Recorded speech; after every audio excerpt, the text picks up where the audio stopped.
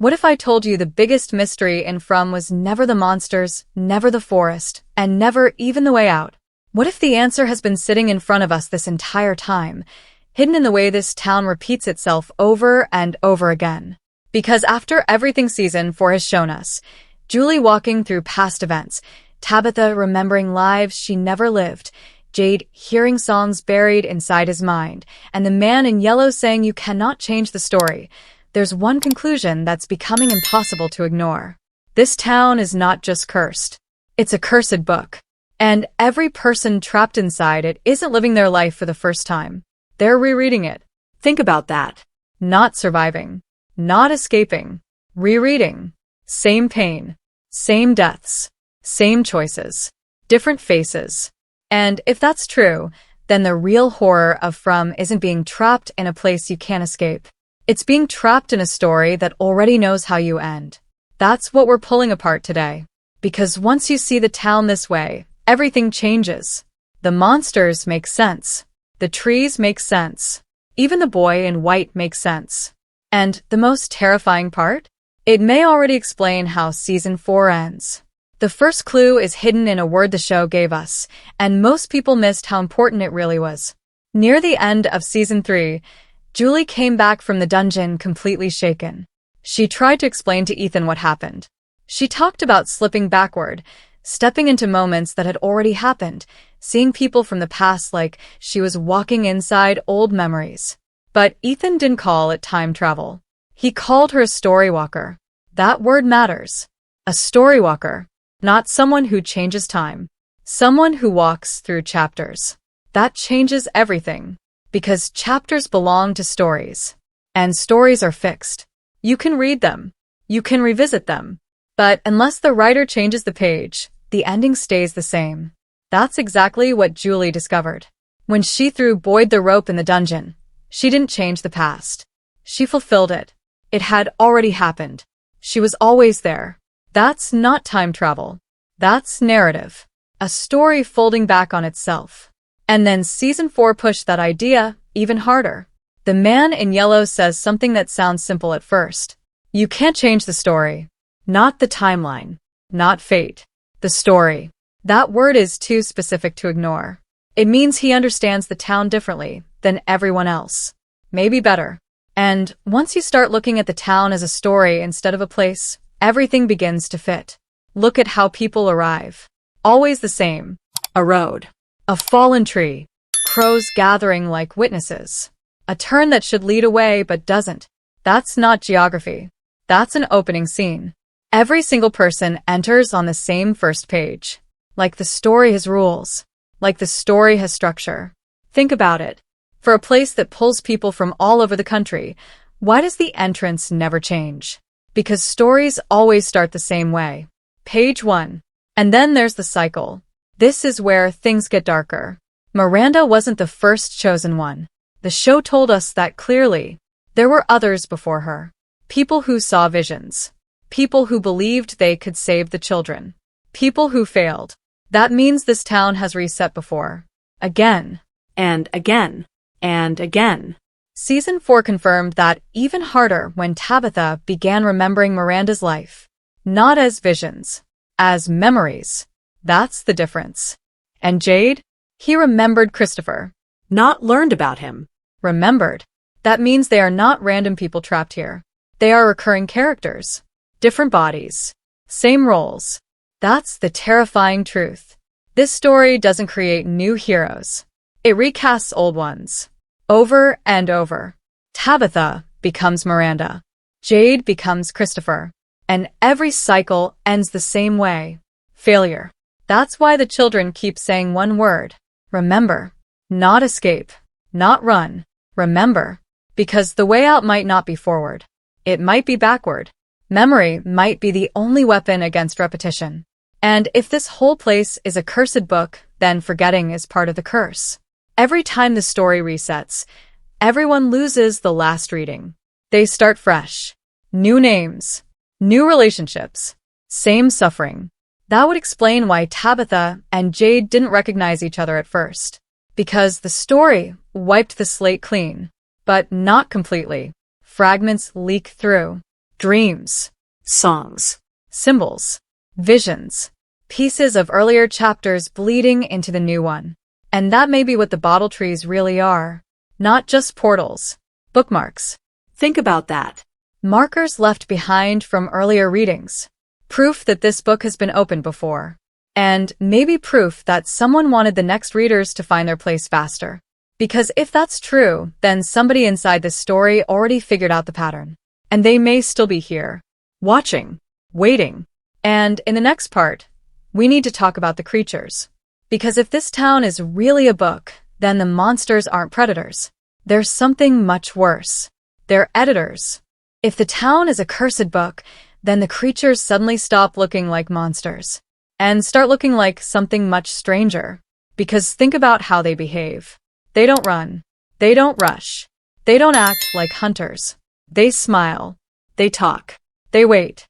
They drag everything out. That's not how predators kill. A wolf doesn't stand outside your door all night whispering your name.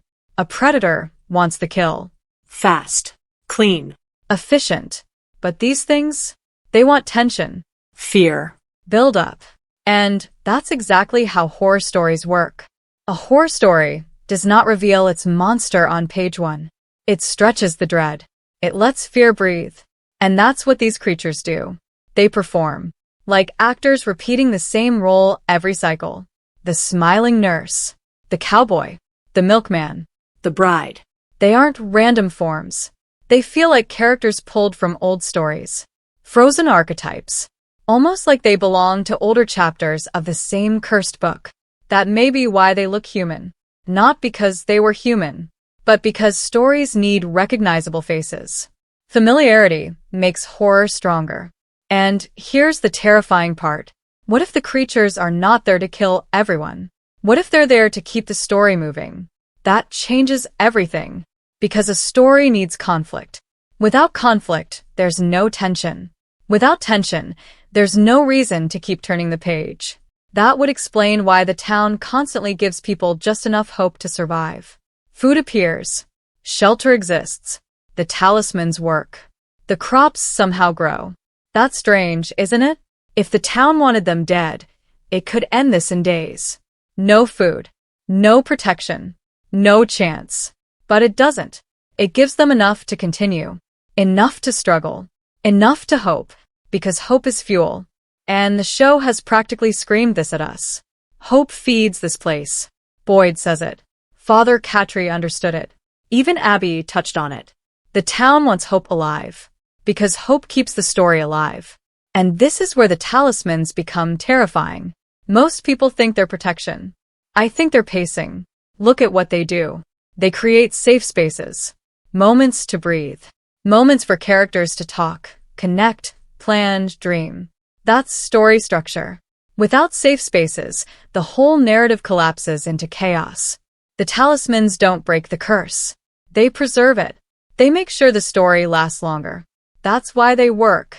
Not to save people. To keep them readable. And then there's the forest.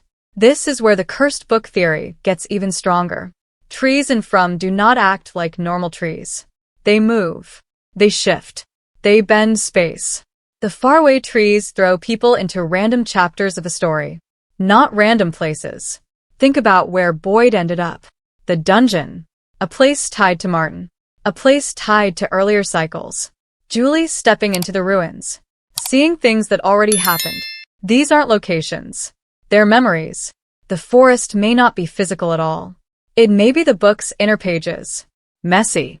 Unfinished. Bleeding together. That's why Victor understands it better than anyone. Victor doesn't explain the town like a survivor. He explains it like someone who has read too much of it. He draws. Constantly. Page after page after page. That matters. Because drawing is recording. Preserving. Like he's terrified of forgetting. Like he knows memory disappears here. Victor might be the closest thing this story has to an archivist. Someone keeping scraps of earlier drafts alive. And Ethan? Ethan may be even more important. Because Ethan understands the rules instinctively. He frames everything like a quest. Like a story. That's not childish imagination. That may be awareness. He sees the structure, Because children understand stories better than adults. And if the town is a cursed book, Ethan may be one of the few characters reading it correctly. That's why the boy in white keeps appearing to children. Victor. Ethan. Maybe children are less trapped by the illusion because they still think in stories. Adults think in logic. Children think in patterns. And this town runs on patterns. That brings us to the boy in white. Because if the creatures are editors, then the boy in white may be something else entirely. Not a character, not a prisoner, but a guide. A living margin note inside the book. He never attacks. He only redirects, pushes, warns, shows pieces. He doesn't tell the whole truth. Because maybe he can't. Maybe his role is limited. Like a clue left by the original writer. And that means somebody wrote this. Not literally with pen and paper. But something created the structure. Something designed the repeating roles, the repeating deaths, the repeating hope. And there's only one character who behaves like he knows exactly how it works. The man in yellow. And in the final part, we need to talk about why he might not just be part of the story. He may be the one making sure it never ends. Everything leads back to one figure. The man in yellow. And if the cursed book theory is right, then he may be the closest thing this town has to an author. Not the creator, but the keeper. The one making sure the pages stay in order. Look at what separates him from everyone else. The creatures only come at night. He walks in daylight. The monsters hide underground. He moves freely. The town traps everyone else inside its rules. He acts like the rules answer to him. That alone makes him different. But it's what he says that matters most. Knowledge comes with a cost. That line sounds simple, but it explains everything. Every time someone gets close to understanding this place, something stops them. Jim hears the radio voice warning him. Tabitha gets pulled away when she gets too close. Boyd finds answers, but every answer leads to more suffering. Jade gets pieces of truth, but they almost break his mind. It keeps happening. Again and again. That's not coincidence. That's control. The story protects itself. Think about every mystery in From. Every time someone gets near the center, the path changes. A death. A distraction. A vision. A new crisis. The truth never arrives clean. It gets delayed. Like the story itself refuses to end. And if the man in yellow is the one enforcing that, then his real job is obvious. He protects the ending. Not because he wants to save anyone, but because endings are dangerous. Because if the characters ever fully understand the book they're trapped in, they might finally stop reading. That may be what escaping really means. Not leaving the town, but breaking the cycle, refusing the role. And suddenly, the biggest mystery in the show makes sense. Why can't anyone leave? Because they're not trapped by walls. They're trapped by narrative. Every choice pulls them back, because the story needs them. That's why roads loop. That's why trees move. That's why time bends. The book corrects itself. It keeps everyone inside the plot. And then there's the most important word in all of From. Remember. The children never say escape. That matters. They say remember. That may be the only real way out. Because memory breaks repetition. If Tabitha fully remembers Miranda, if Jade fully remembers Christopher, if Boyd understands his place in the cycle, then maybe they stop being characters. Maybe they become readers. And readers can close books. That may be the real war of Season 4. Not survival. Awareness. The town wants forgetting. The children want remembering. The man in yellow wants obedience. The boy in white wants understanding. And the people trapped in the middle don't even know they're part of it. But here's the darkest possibility of all. What if remembering isn't freedom? What if it's the trap? Jim raised this question for a reason. What if those memories are planted? What if the town wants them to believe in cycles because it keeps them chasing the same ending? That changes everything. Because then remember becomes bait. Hope disguised as truth. And that fits the pattern too. This place feeds on hope. What creates more hope than believing you were chosen? Believing this time will be different? Believing this time you can save everyone? That's the perfect trap. The perfect hook. The perfect reason to keep turning the page. Which means there are only two possibilities. Either the children are trying to wake them up, or they're the deepest part of the curse. And right now, we still don't know which is worse. But here's where all of this leaves me. The fallen tree, the crows, the road, the repeating roles, the monsters that perform, the talismans that pace, the faraway trees that skip chapters, the storywalker who can revisit scenes but never change them, the man in yellow guarding the truth, the children begging them to remember.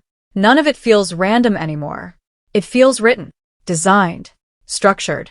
Like every person in this town is moving across pages that were printed long before they arrived. Same story, different faces. And maybe that's the true curse of From. Not that people are trapped in a nightmare, but that they've lived this nightmare before. And unless someone finds a way to break the book itself, they'll live it again. And again. And again. Until one day, somewhere on a quiet road, a tree falls across the path. The crows gather, someone turns around, and the book opens to page 1.